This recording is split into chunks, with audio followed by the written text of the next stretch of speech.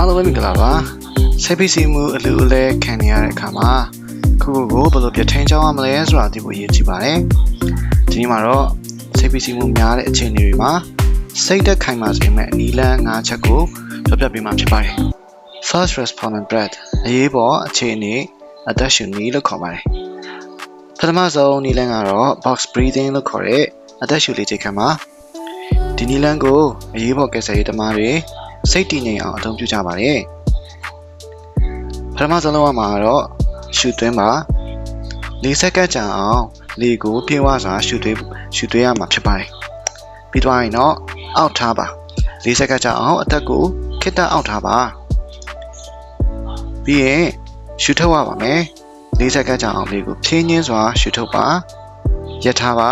နောက်တစ်ခုကရပ်ထားပါ4စက္ကန့်ကြာအောင်အသက်ကိုမရှူဘဲခဏရထားပါဒီလိုလုပ်ပေးတာကတေးအာယုံကြောစနစ်ကိုချက်ချင်းတည်ငြိမ်သွားစေပါတယ်ဒုတိယတစ်ခုကတော့ radical prioritization အရေးကြီးဆုံးအရာကိုဦးစားပေးခြင်းဖြစ်ပါတယ်စိတ်ဖိစီးစရာတွေအများကြီးဖြစ်နေတဲ့အခါမှာအရာအလုံးကိုတပြိုင်နက်တည်းမတွေးပါနဲ့ရှင်းဆက်ရမယ့်အခြေလမ်းကိုပဲအာရုံစိုက်ပါနောက်ထပ်လုပ်ရမယ့်အမှန်ကန်ဆုံးအခြေလမ်းတစ်ခုတည်းကိုပဲအာရုံစိုက်ဖို့အရေးကြီးပါတယ်အဲဒီမှာကျွန်တော်တို့က rule of 3လို့ခေါ်တဲ့တနေ့တာအတွက်အရေးကြီးဆုံးအလုပ်3ခုကိုပဲရွေးချယ်ပြီးတော့လုပ်ရမှာဖြစ်တယ်။နောက်တစ်ခုကတော့ micro goal ကြီးမားတဲ့တန်းနိုင်တွေအစားပေါ့နော်။တင်းငယ်တဲ့ရည်မှန်းချက်လေးတွေကိုချပြီးတော့တစ်ဆင့်ချင်းစီသွားဖို့ရန်ဖြစ်ပါတယ်။ဥပမာအားဖြင့်ကိုကတနားရီလောက်ကြာရမယ့်အလုပ်ကိုလုပ်ရမှာကိုပေါ့နော်လုပ်ရမှာကိုအတွက်ခက်ခဲနေရဆိုလို့ရှိရင်တော့အပိုင်းလေးတွေပေါ့နော်15မိနစ်စီလုပ်သွားတာကလည်းအကျိုးရှိပါတယ်နောက်တစ်ခုကတော့ control the variable ထိန်းချုပ်လို့ရတဲ့အရာတွေကိုစီမံခြင်းဖြစ်ပါတယ်အဲ့ဒါဘာလဲဆိုတော့စိတ်ရှုပ်ထွေးမှုတွေကိုပေါ့နော်ကြောက်ချဖို့အတွက်အောက်ပါအချမ်းတစ်ချက်ကိုလှုပ်ဆောင်မှာဖြစ်ပါတယ်အဲ့ဒါကတော့ကိုယ့်ရဲ့ဝင်လာတဲ့အရာတွေကိုထိန်းချုပ်ရပါမယ်တိပတ်ဝင်ခြင်းကဆွညံတန်နေနဲ့စိတ်နှောက်ယှက်ဖြစ်စေမယ့်အချက်အလက်တွေကိုကတ်တတ်ရမှာဖြစ်ပါတယ်ဥပမာအားဖြင့်ဖုန်းnotification တွေပြီးတော့လို့ရှိရင်တချို့ပေါ့နော် high count ဖြစ်တဲ့လူတွေနဲ့ခဏလောက်အဝေးမှာနေတာကပေါ့နော်ကိုယ့်အတွက်တက်တာရစီပါတယ်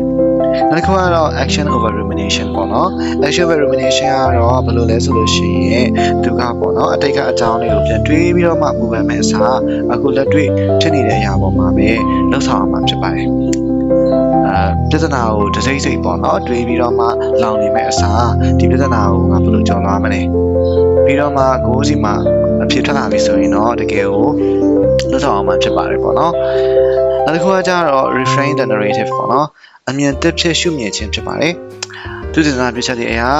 စိတ်ဖိစီးမှုကိုအခက်အခဲလို့မမြင်မဲနဲ့စိတ်ခေါ်မှုတစ်ခုလို့မြင်တာကပေါ့နော်လှုပ်ဆောင်နိုင်စွမ်း performance ကိုတိုးတက်စေပါတယ်နောက်ပြီးတော့ရေရှည်မှာပေါ့နော်ခန္ဓာကိုယ်ပေါ်ဖိစီးခြင်းမဲ့အရာ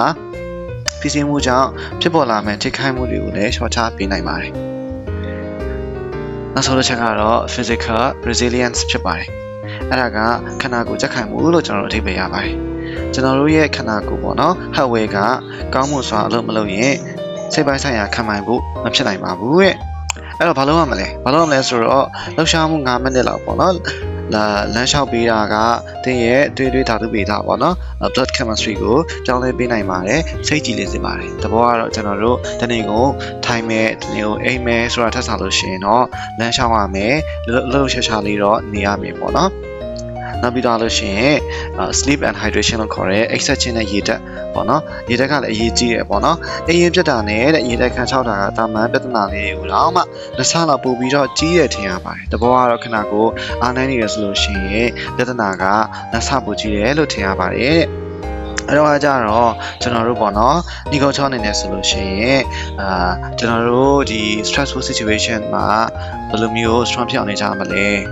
first respondent breath ပေါ့နော် box breathing လုပ်ရပါမယ်အသက်ကိုဖြည်းမှန်ရှူထုတ်မယ်ရှူသွင်းမယ်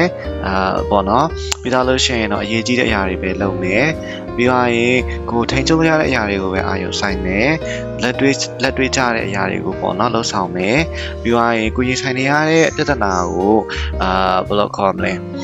negative ဘက်ကမဟုတ်ပဲနဲ့ positive ဘက်ပေါ့နော်ဒါက challenge အနေနဲ့ပေါ့နော်မြင်မယ်ဆိုလို့ရှိရင်လည်းကိုယ့်ရဲ့ performance ကိုတိုးတက်စေမယ် နောက်ဆုံးအရေးကြီးတဲ့ချက်ကတော့ကိုယ့်ရဲ့ခန္ဓာကိုယ်ပေါ့နော်ကျန်းမာအောင်နေဖို့ရန်အတွက်ကအရေးကြီးပါတယ်အဲ့ဒါမှလည်းပဲကျွန်တော်တို့စိတ်ဓာတ်ချက်ခိုင်မှာဖြစ်ပါတယ်ဒီချက်တွေကိုလိုက်နာခြင်းအပြင်ဘလို့အခက်ခဲတဲ့အခြေအနေမျိုးမှမဆိုစိတ်ဓာတ်ခိုင်မာစွာနဲ့ဖြတ်နိုင်မှာဖြစ်ပါတယ်အားလုံးပဲစိတ်အေးချမ်းသာခြင်းကိုယ်အေးချမ်းသာခြင်းနဲ့ပြည့်စုံကြပါစေနောက်ထပ်ဘုဟုတ္တရစရာဗီဒီယိုလေးတွေလည်းကြည့်ဖို့ကျွန်တော်ရဲ့ channel လေးကို subscribe လုပ်ဖို့မေ့ပါနဲ့နော်အားလုံးကျေးဇူးတင်ပါတယ်